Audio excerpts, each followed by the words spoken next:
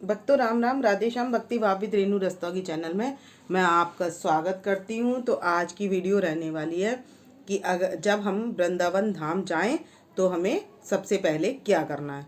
तो जब हम वृंदावन धाम जाएं तो जहाँ मेरो वृंदावन लिखा हुआ है, प्रवेश करते ही हम क्या करें, उसकी धरती माँ को प्रणाम करें।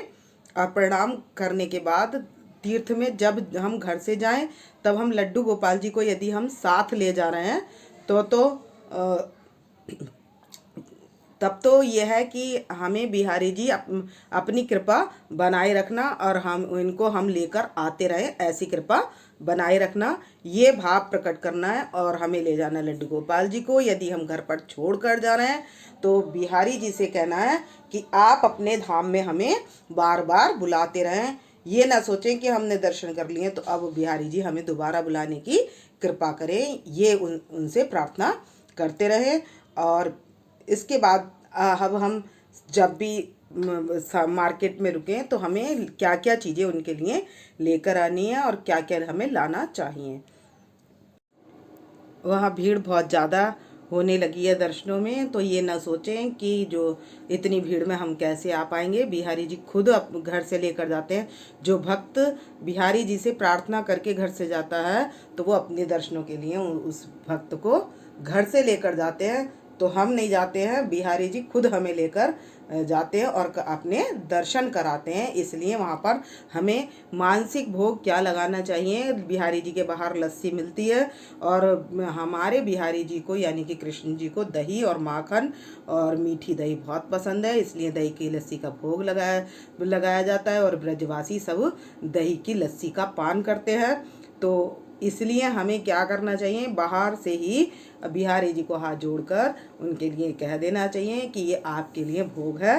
फिर उसके बाद अपने आप प्रसाद को ग्रहण करें। ऐसा करने से हमारे जो पुण्य होते हैं वो जागृत होते हैं और हमें पुण्य की प्राप्ति होती है और लड्डू गोपाल जी की प्रसन्नता भी हमें मिलती है।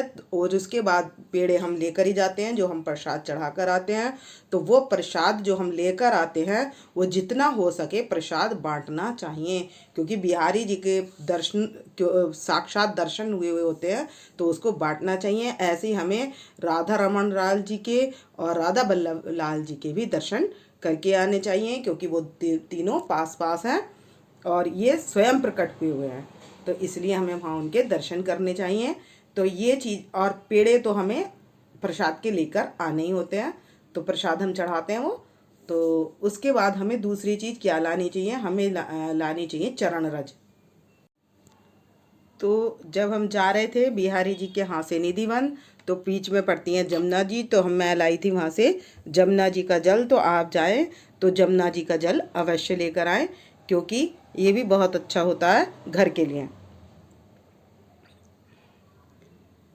और हम इससे जमुना जी में स्नान करने के लिए आते हैं भगवान जी, तो भाव से ही हम उनको सब कुछ प्रदान कर देते हैं। और उसके बाद हम गए थे निधिवन गए थे, तो हमने ली थी चरण रज। तो निधिवन जाएं तो चरण रज लेकर आएँ।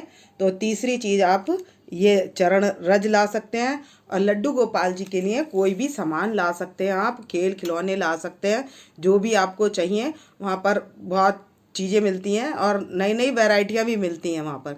और मैं लाई थी एक अष्टगंध चंदन। तो ये अष्टगंध चंदन टीका है ये। तो यही मैंने इनके लड्डू गोपाल जी के रोज़ लगा रही हूँ मैं। और इसमें केसर भी मिला देती हूँ या येलो चंदन हल्का सा मिला देती हूँ। तो मैंने सभी के लगाया हुआ है, अपनी राधा रानी के भी लगाया हुआ है चंदन, और ये छोटे लड्डू गोपाल जी हैं इनके भी चंदन लगाया हुआ है। और मैं रोज़ लगाती हूँ चंदन, और ये चंदन का लड्डू भी मैं इनके पास रोज़ रखती हूँ तुलसी पत्र रख कर। तो इसकी सुगंध बहुत अच्छी रहती है और महक अच्छी आती है, इसलिए मैं इसी चंदन को लगाती हूँ रोज़। तो आप भी, अभी चंदन की सेवा 21 दिन तक 13 तारीख तक चल रही है, तो आप अपने लड्डू गोपाल जी के चरणों में और माथे पर तिलक अवश्य लगाएं। वैसे तो उपटन वगैरह स्नान वगैरह रोज कराया ही जाता है, उसके बाद भी चंदन का तिलक और चंदन आप पैरों में अवश्य लगाएं। तो मैं अष्टगंध ये चंदन का टीका लेकर आई थी और एक लेकर आई थी मैं तुलसी की माला। तो तुलसी की माला तीर्थों से ही लानी चाहिए हमें। तो ये मैं लाई थी तुलसी की माला।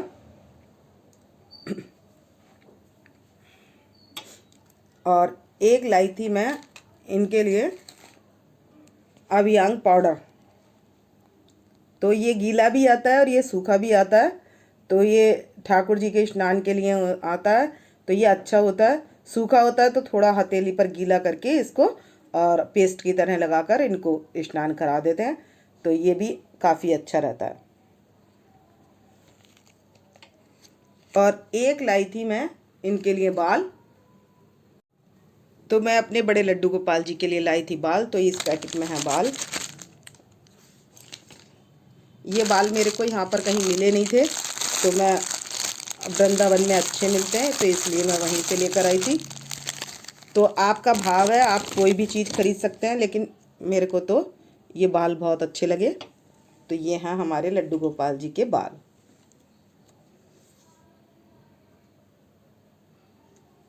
तो ये मुझे 150 रुपये में मिले हैं।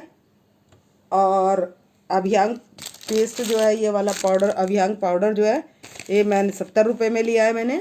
और ये अष्टगंध चंदन जो है, ये मैंने 30 रुपये में लिया है, क्योंकि ज़्यादा टाइम था नहीं तो शॉपिंग चाहे थोड़ी करनी चाहिए। क्योंकि अपने लड्डू गोपाल जी के लिए खाली हाथ कभी ना आए, धाम से आएँ तो अपने लिए भी तुलसी की माला अवश्य खरीदें धाम से, क्योंकि बहुत अच्छी होती है। और हमारे लिए धाम की चीज़ें बहुत मायने रखती हैं, क्योंकि हमारे बिहारी जी स्वयं पैरों से चलकर धाम में गए हैं। तो त्रिभुवनपति, तीनों लोगों के पति, पूरे ब्रज में अब पैदल गए हैं, तो इसलिए उसका वहाँ का धाम का विशेष महत्व होता है। इसलिए हमें ये चीज़ें विशेष लानी चाहिए। और हम ला सकते हैं लड्डू गोपाल जी के लिए खिलौने, तो जो भी हमें पसंद आए वो हम सामान खरीद सकते हैं। लेकिन ये कुछ चीज़ें मेन होती हैं जो कि सेवाओं के लिए होती है। अब जैसे आ रहा था चंदन की सेवा, तो चंदन ले आए, या कोई भी त्यौहार आता रहता है तो उसके हिसाब से हमें, जैसे हम बांसुरी भी ला सकते हैं। और भी इनकी ड्रेस वगैरह भी बहुत अच्छी अच्छी मिलती है, ज्वेलरी भी काफ़ी अच्छी अच्छी मिलती है, तो हम वो भी खरीद सकते हैं वहाँ से। तो चरण रज, आपको कोई परेशानी हो तो आप वहाँ पर भी लगा सकते हैं। आपके सिर में दर्द हो रहा है तो आप चरण रज लगा सकते हैं, बहुत आराम मिलता है। और ये सब चीज़ें जो मैं लेकर आई थी, तो मैंने सोचा क्यों ना मैं आपके साथ शेयर कर दूं। तो मैंने आपको इसके प्राइस भी बता दिए और ये मैंने आपके साथ शेयर कर दिए। तो यही थी आज की छोटी सी वीडियो। आपको यदि वीडियो पसंद आए तो प्लीज़ लाइक करें, सब्सक्राइब करें और शेयर करना ना भूलें। भक्तों राम राम, राधे श्याम। और इंस्टाग्राम पर भी मैं वीडियो डालती हूँ, तो आप मेरे को वहाँ भी फॉलो कर सकते हैं। तो भक्तों राम राम, राधे श्याम।